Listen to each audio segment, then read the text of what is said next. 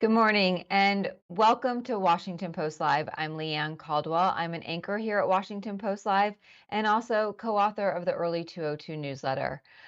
Today we are talking about caregiving. Since the pandemic, we have learned how the needs and the concerns have shifted as far as caregiving is concerned. And we're joined by two people who have very intimate knowledge of this. Tim Allen, CEO of care.com. Thanks for joining us. Thanks, Leanne. Great to be here. And Reshma Saujani, the founder of Marshall Plan for Moms. Reshma, thank you so much for joining us. Thanks, Leanne, for having us. And a note to our viewers, we of course want to hear from you. So if you have any questions or comments, please tweet at us at Post Live. And also a note to our viewers, just want to say that Reshma and Tim have worked together on many projects in the past, but we are thankful that they can join us here together today. Let's get started. So, Tim, I want to start with you. As CEO of Care.com, you run a company that has a lot of knowledge about the ins and the outs of caregiving, the needs, the amount people are being paid, how much more they need. So, can you just talk very broadly about what you have learned from the pandemic on the caregiving needs of this country and the caregivers? Right. Yeah, thank you. I appreciate the forum. So, what we've seen from the pandemic is really that caregiving has always been an undercurrent of the conversation in society. And what the pandemic did is it really shone a spotlight on where our infrastructure fell short. And it's infrastructure across the board for everything from childcare to adult elder care to taking care of your parents and aging, for example, to disabled care. So no one was immune, so to speak, using pandemic language, in terms of having the infrastructure crumble underneath them. And what I mean specifically in that is you had schools closing, which everyone was afflicted by. You had adults that were aging in home that you had to get nourishment, care, and necessities to. And you also had disabled individuals whose families were primary caregivers who couldn't get their therapy, their rehab, their medical services as they needed to be able to function and move forward and progress in terms of all of the care that they had. So it kind of went across the gamut of acuity needs. And so when parents or adults, I like to say, because adult children tend to be the ones taking care of both children and individual members of the family, such as aging parents, were faced with this, they were left in a dire situation going, what do we do? What do we, we've relied on the government for certain aspects of this in the past. We've relied on private institutions for other aspects of this. And so we're left in this gray area of not knowing where to go and how to function. And that really became transparent. It was one of those things where I was getting emails hourly during the pandemic of families going, where do I go? What do I do? How do I deal with this? And so we really focused on what you had right in front of you, the capable options that were faced in front of you, and what you could do in your own ecosystem and bubble. But it really was one of the things that showed all of the cracks in the system. And for the first time ever, I think we're having a national conversation about what we can do better as a society in America. And that's been great. Well, Reshma, Marshall Plan for Moms is an organization that you note on your website on the front page that you can't really go back to normal pre-pandemic because the normal pre-pandemic was broken, especially for women who are the primary caregivers in this country. Can you talk a little bit about if the conversation has advanced and has in fact changed because of the pandemic? Well, I mean, we've always treated America's mothers as our social safety net. And pre-pandemic, moms were doing two-thirds of the caregiving work. And so when crises like COVID hit, we would have to supplement essentially, our paid labor for our unpaid labor, which actually then pushed us out of the workforce. And so this hasn't really changed after the pandemic. Moms are still doing two-thirds of the caregiving work, and we still haven't put a priority on fixing our broken system of care. We half of the daycare centers are still shut down. far too many families spend more on, their childcare than any other cost center. We were hoping that in Build Back Better, that we would create a ceiling so no American family paid, more than 7% of their income to childcare, but that bill didn't get passed.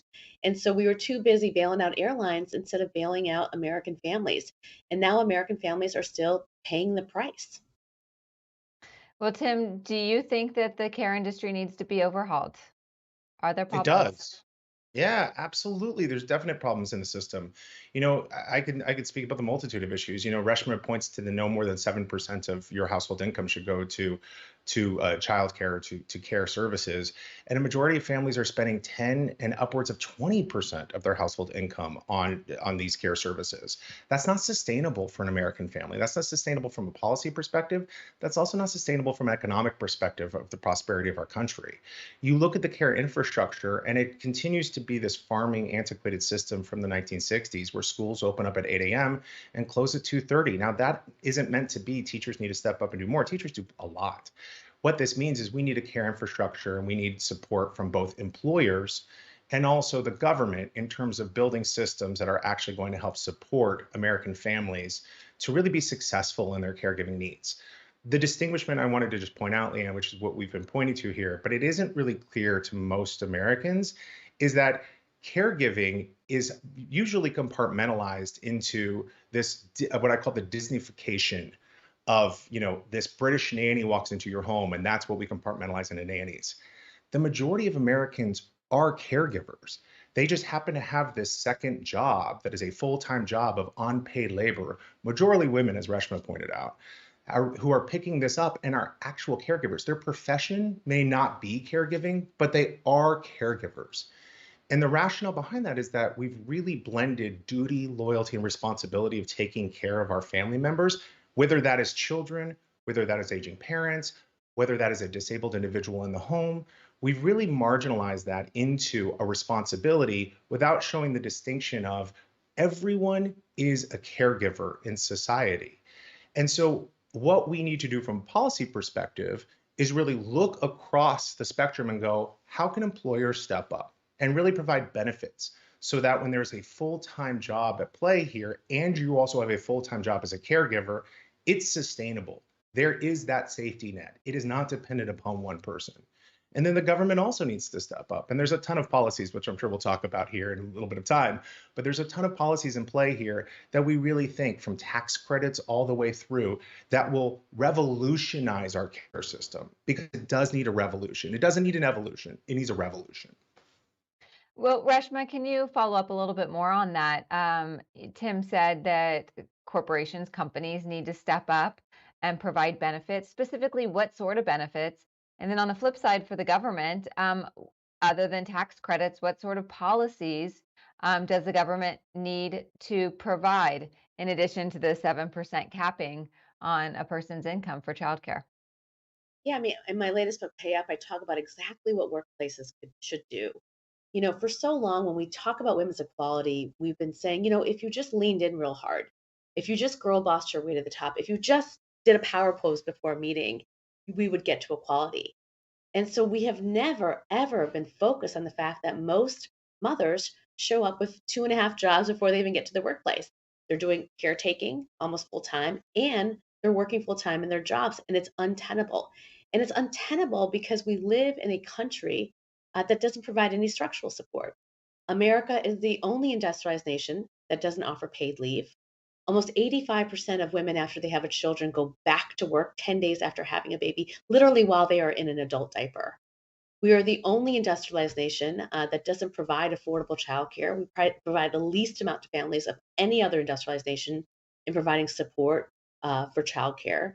And so, and again, we're in this moment kind of post pandemic, we're still fighting about flexibility, even though we've seen that so many workers are productive even while they're able to take their kid to soccer or pick their kid up from school. But we're still pushing against that. And this is again why we have not reached equality yet. And so one of the things I talk about in my book is that now's the time for companies to really step up and for mothers to ask for what they need to be successful. And so that begins with paid leave and having paid leave, and not just having women take paid leave, but mandating that men take it too. There are too many companies today that still don't have gender neutral paid leave policy. And so when you're a big, Fortune 100 company and you don't have gender neutral paid leave policy, you're essentially signaling that caregiving work should be done by women and not men. And you're exacerbating the inequality gap. One of the things that's really shocking that we've seen is that, during the pandemic, you did start seeing companies step up and provide more, I would say, fair and just paid leave policies. But there was a recent report that came out 2 weeks ago that showed post pandemic, companies have reduced those paid leave policies by 65%. The second benefit that I think is critical is childcare. The model of childcare, as I'm sure Tim can talk about, is broken. And so someone has to provide the subsidy, whether that's the government or that's the private sector. And the government has pretty much said, well, we're not providing the subsidy. So that means that American companies essentially have to provide the subsidy in order to enable women to work. Because the vast majority of women, because of the motherhood penalty, essentially work to work. And so if their company is not providing some sort of childcare support, it becomes untenable and they either leave the workforce or they downshift their careers, which is what we saw happen during the pandemic. And so the Marshall Plan for Moms, we launched the National Business Childcare Coalition with companies like Patagonia, Etsy, Archwell, Synchrony Financial, Athletes United, Fast Retailing, to essentially as models of what they're doing to provide childcare supports to their employees, because what they have seen is that when they provide childcare supports, it reduces the attrition rate. And it's a thing that parents are basically saying, I will go work at this company if I can get support with my childcare. It's the number one thing that we have to solve. And we have to stop seeing childcare as a personal problem that you have to go fix and see it as an economic issue. Tim, I want to switch a little bit to the caregiver shortage as well. You run care.com. I have been on that website many times looking for care, full disclosure. And I have personally noticed and over the past couple of years, there is a shortage, especially when you need part-time care. My kids are in school. I don't need care all day long. So can you talk about first, how has the company changed to address that? And is there anything being done to recruit caregivers, get more people into this industry? Yeah. So during the pandemic, we had a moment of looking and reflecting upon ourselves on what the world would look like post pandemic. And what we found is really flexible care is becoming more of the norm than institutional care. And what I mean by that is the 9 to 5 configuration of care is somewhat obsolete. It's the dinosaur of the industry. So, what we really focused on was being able to give families the choice and option of having configurable care where they could actually have it work for their schedule. Now, whether that is they have jobs that actually require them to go in different hours, different shifts, different periods, all the way through to now the white collar labor force that is working from home more and more.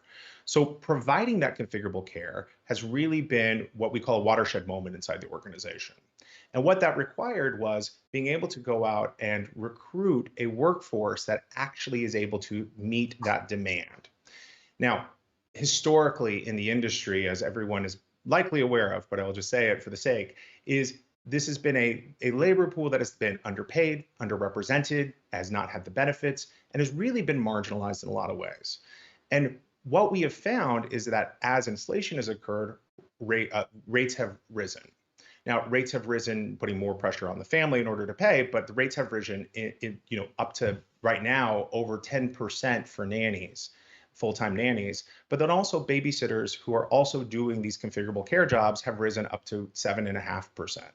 So we look at that data and we're starting to see more of the actual individuals who are professional caregivers or try to pick up extra hours, the moms who actually have kids now in school who want to actually have more opportunity for income and employment are coming to the platform and working to do the configurable care jobs that are needed necessarily for after school pickup or more of the time frames of 2 to 3 hours when someone might have a meeting in the home.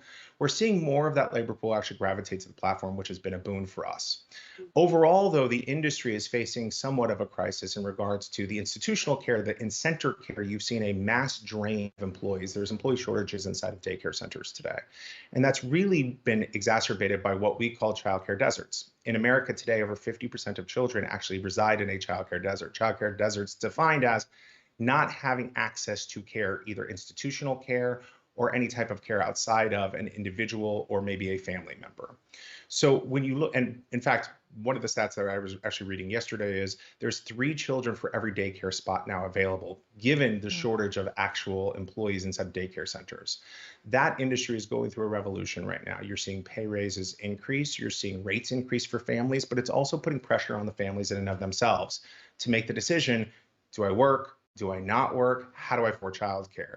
This all circles back to there has to be an economic underpinning here of either employers or government to help support that raise and that increase of rates, because that's what's going to continue the labor pool. That's what's going to continue to meet the demand. That's what's going to continue to allow institutions to thrive. Yeah, Reshma, it's like a circular conversation because people want to pay their caregivers more, but people can't afford to pay their caregivers more. We talked about a lot of potential solutions, but I mean, you mentioned this stuff was taken out of the Build Back Better plan. It hasn't passed Congress. Is there the political will to do it? And how long will it take for this country to get there? I mean, there needs to be, especially because post Dobbs, we've entered a period where we're forcing birth again in a country that doesn't have paid leave, that doesn't have affordable childcare, that has high rates of maternal death, especially amongst women of color and Black mothers. And so we need to have a reckoning right now. I mean, when you look at the 26 states that are trying to make the most excessive reproductive rights policies in terms of really putting the most amount of restrictions, criminalizing women for seeking abortions, those are the policies that have the worst benefits for mothers, including paid leave and affordable childcare, and the highest rates of mortality rates for women of color. And so there needs to be a reckoning right now, because it's untenable. And if we are a country, going back to the economic issue, if we're a country that values innovation, that wants to compete with, China and Russia, then we have got to make sure that all of our workers are able to work at their fullest potential. And the reality is that even now, 2 years after the pandemic, we still have 1 million women that are missing from the workforce. And that Mhm. doesn't even count the amount of women who have downshifted their careers because they have to afford a pay for childcare. Yeah, Reshma, and we're running out of time and we only have time for one short answer, but I do want to ask you this. Does the conversation around unpaid care, has that shifted enough? Because women who are at home, some men too, caring for their children, this is unpaid work. It is. I think it's shifted with women. We realize that we're doing a tremendous amount of unpaid labor and not getting paid for it, and we're not going to work for free. So there is a movement coming, and there is a reckoning coming with moms. Great. And we are out of time. I could talk to you guys for 4 hours about all of this. Thank you so much for joining us, Tim Allen and Reshma Saujani. Thanks so much. Thank you. Thank you. And we will be back in just a few minutes for the next part of our conversation. Stay with us.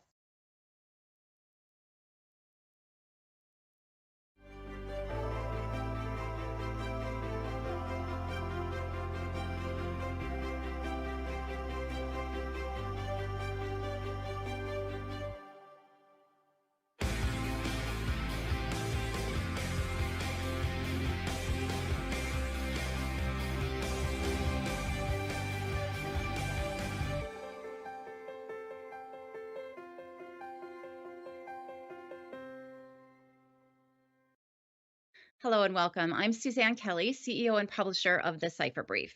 The Cipher Brief is a media organization that focuses on national security issues, putting vital issues in the forefront. Today, we're going to talk about another vital issue that isn't always in the forefront, and that's caregiving. The COVID pandemic put strains on all sectors of our society, from health to work to caregiving. And I want to focus for just a few minutes on just how that's impacting both individuals and families. Joining me to talk about this is Regina Bly.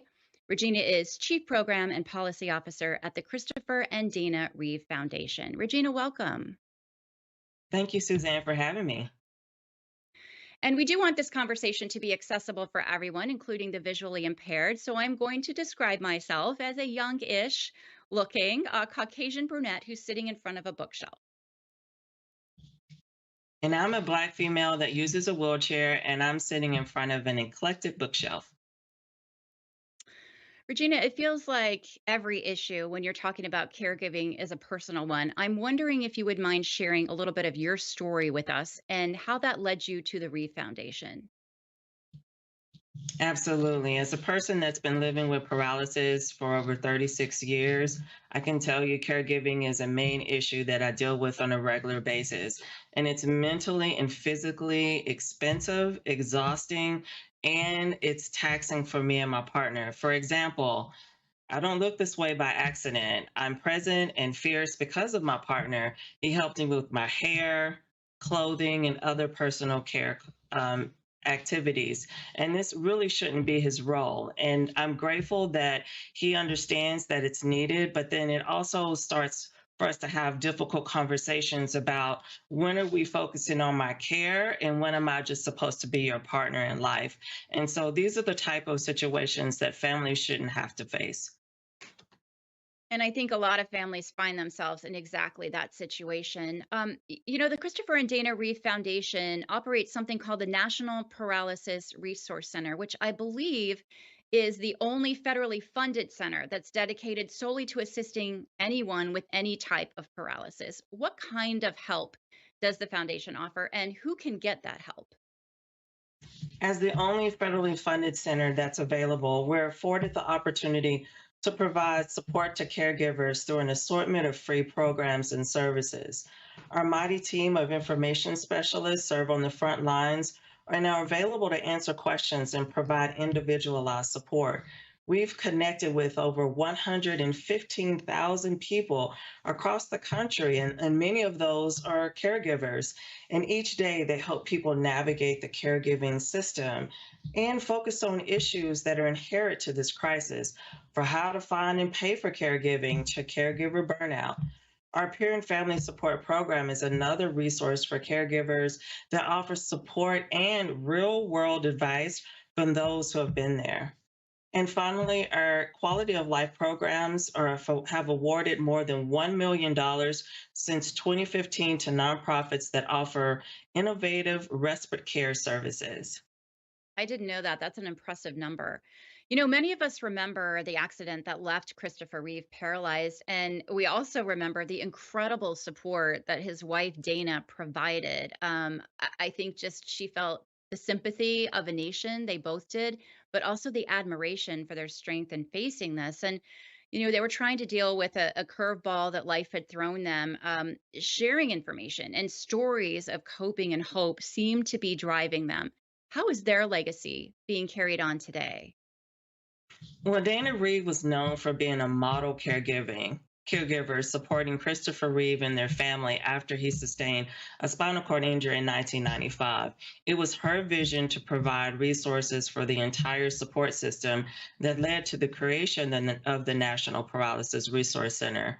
It's her vision that we try to continue forward with our information specialists and our peer and family support program mentors to make sure that people are available to give them the information that they need, and also share information and experiences so that we can help at the ready and be able to be a support when someone needs it. And before I let you go, I want to ask, how can people get involved? Absolutely. I want to say for several years, the Reeve Foundation has advocated with many others across the country about home and community-based services.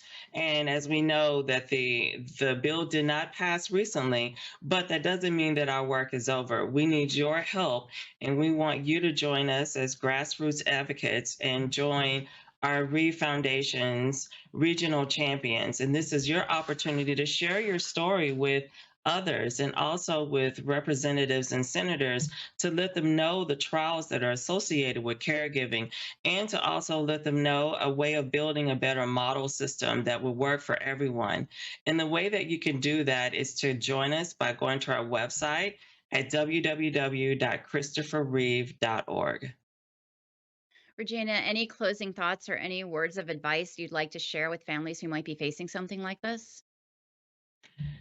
I know this road is not easy, but you're not alone. And that's what we're here for, to give you the advice and support that you need. Give us a call or send us an email, and also go to our website and we'll be able to give you the information to help you get through it. Again, you're not alone. I think that's a really important message for families just to hear it, because in the moment, sometimes it feels like you're very alone. So I want to thank you, Regina Bly, Chief Program and Policy Officer with the Christopher and Dana Reeve Foundation. Looking fierce. Thank you for joining us today. Thank you for having me. And now back to my colleagues at the Washington Post.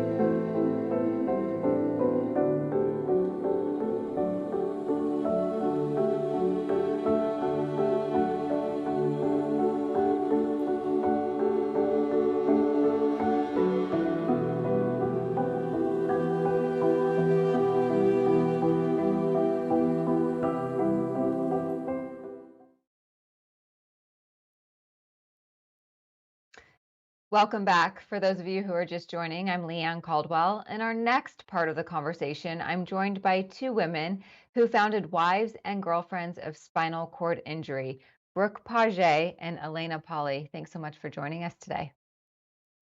Hi there. Thanks for having us. Good morning. And a reminder to our viewers that we would like to hear from you, so tweet at us questions at Post Live. So, Elena, I want to start with you. You've been involved in caregiving since before the pandemic. I want to ask you how you have seen it shift, the needs shift, and how the needs of not only the person being cared for, but also the caregiver have changed. Um, Absolutely. So I believe, when the pandemic first began in 2019, a lot of caregivers were sincerely concerned and worried about having their partners go into hospital. The lack of support within the hospital system, the lack of staffing provides a very detrimental setting for the patients that have spinal cord injuries. And what I mean by that is pressure wounds and getting, a very severe disease while you're in hospital and becoming intubated. So the work of non-paid spousal caregivers, the workload became a lot heavier. We canceled home care, the little bit of home care that we did have provided, because we were so concerned that our partners would become very ill. And in that, all of that fell on family caregivers, specifically spouses, to do the extra showering bowel programs in amongst the dressing, the passive exercises, the physio, the occupational therapy, the grocery shopping, the cleaning, the everything. It became extremely isolating for everybody involved because we were living in a very fear-based model. Brooke, talk about Wives and Girlfriends of Spinal Cord Injury, WAGs of SCI. Why did you found it and when? So both of our partners were injured, quadriplegics, and we found each other on Instagram, of all places. There was really no community for women like us, young women like us especially. We thought we were all alone.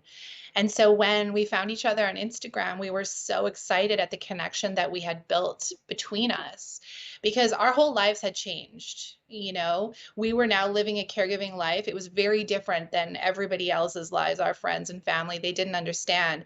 Sometimes we would only have half an hour of free time.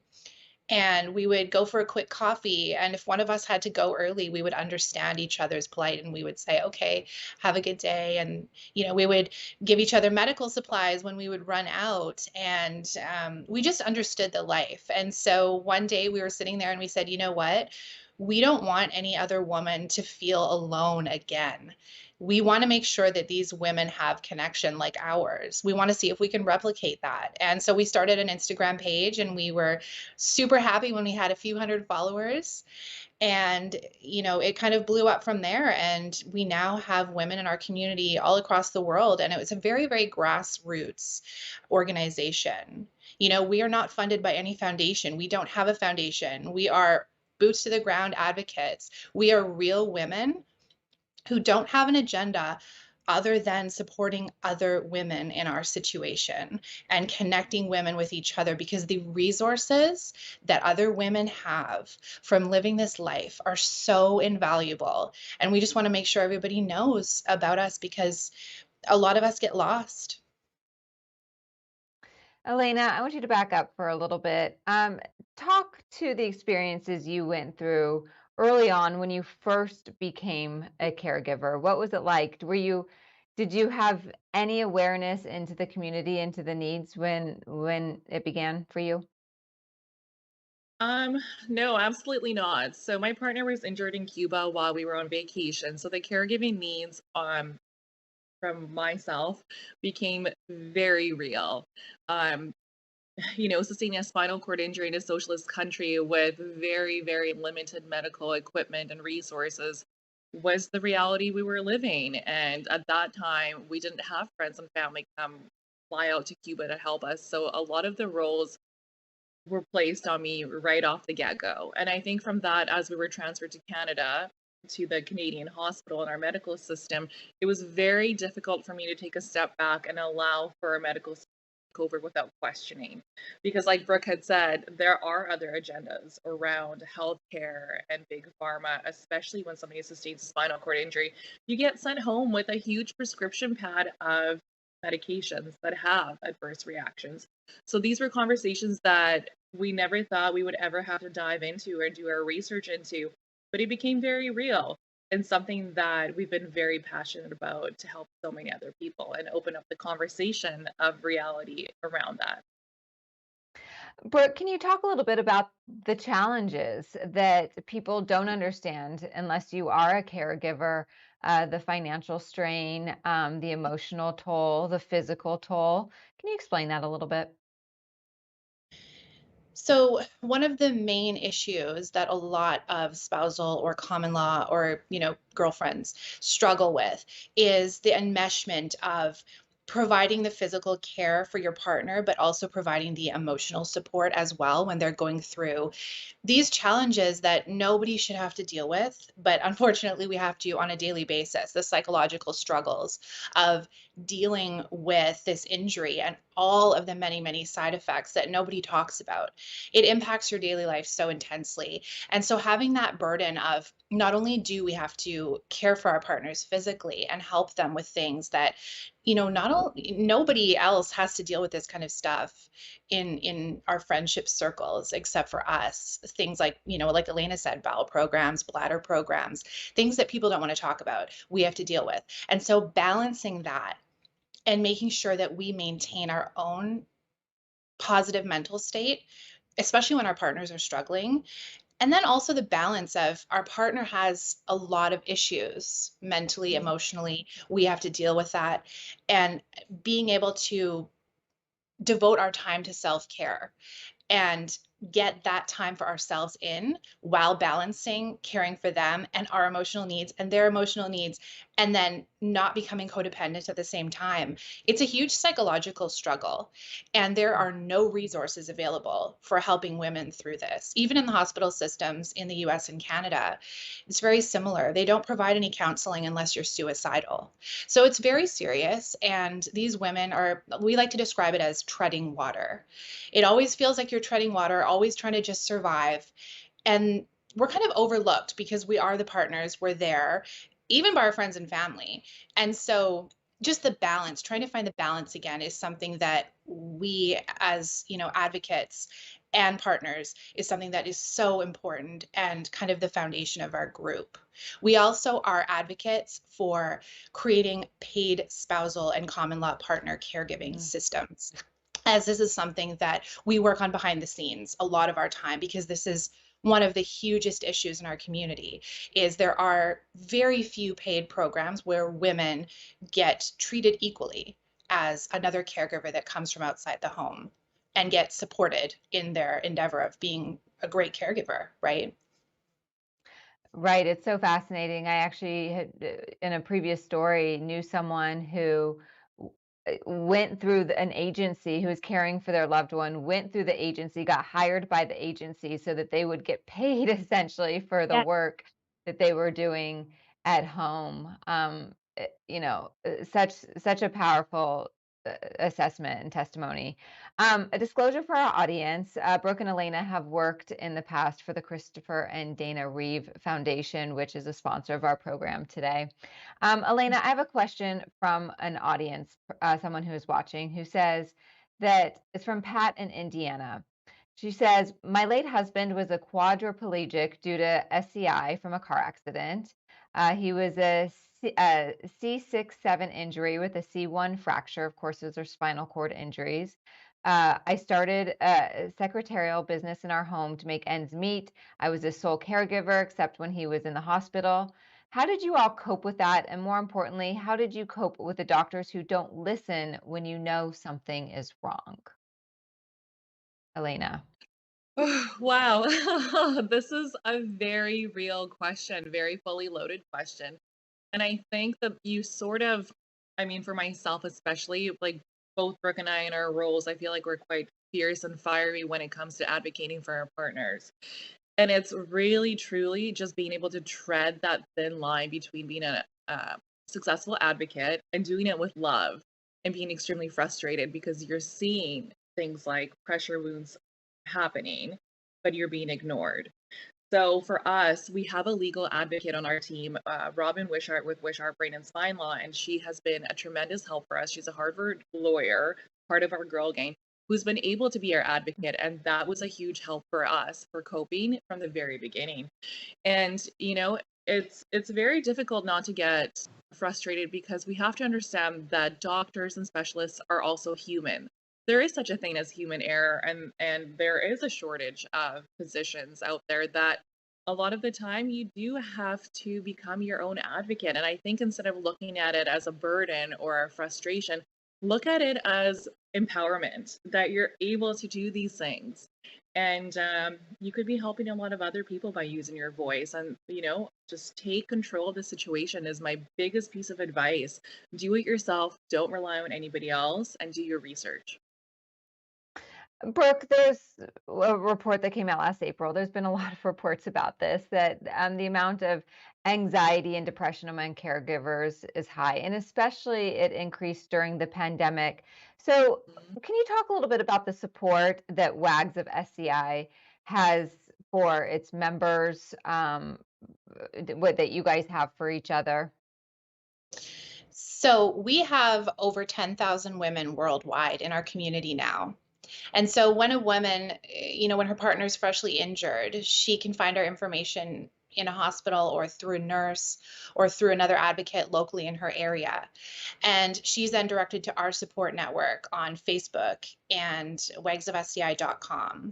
We also have a podcast with a ton of resources. And this allows the women to not feel so alone, like their problems aren't so unique. Because when an injury happens in your family to your partner, you feel like you are completely alone, like no one understands. And so, what this does is it connects you with thousands of women who are in your shoes, who are real women dealing with these problems on a daily basis. Some women live in small communities and live in more isolated communities, and they don't have access to occupational therapists or physiotherapists or even doctors and specialists. And so a lot of the times they need questions to be answered from women who have been in their shoes and who can help them. Sometimes the situations are really dire, and then we have the resources that we can direct them to in order to get them help. But women in the community that are actually living this life are the most profound resources that you can have because they have so many ideas. They have so many fresh perspectives.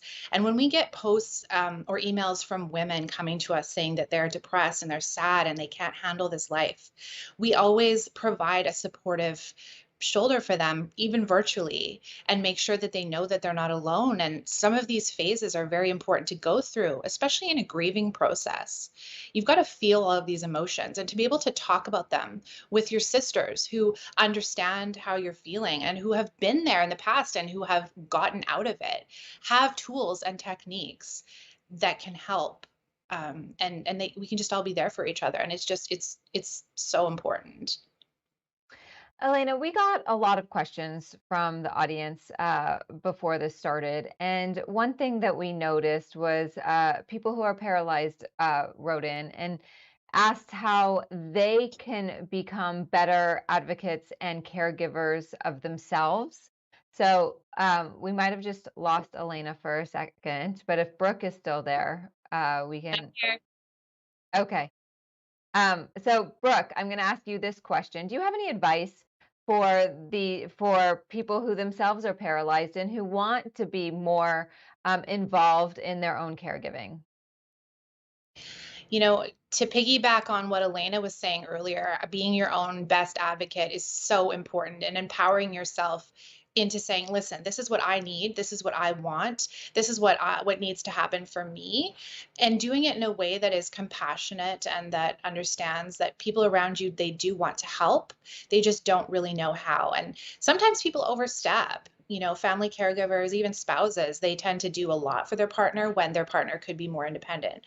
And it's all about self-advocacy and just being your own best friend and being and really trying to understand what you need as an injured person and what would make you happy and what would work for your life instead of just accepting what someone else says should be your life. You know, I've found that is a huge hurdle in this life is you have doctors telling you something, you have physiotherapists telling you something, you have the community telling you something, and it may not be what's best for you. So I think it's really important to tune into your own needs and make sure you understand what you need because it may be different than everybody else, and just kind of empowering yourself to say, okay, this is what I need. This is how I can help myself. And just building on that every single day to make your life more fruitful. And Brooke, we don't have Elena back yet, but you did not expect to be in this situation. So can you talk, we've talked a lot about the challenges. Have there been any welcome surprises, any good sides about this? I really like to talk about this because for me, my relationship is entirely different than it was at before injury. I was with my partner for 4 years as an able-bodied couple before his injury, and we've been together 8 years since then. So we've had 8 years in an interabled relationship, and then 4 years before that. And my partner's personality has changed, and I always say this to him: it's changed for the better.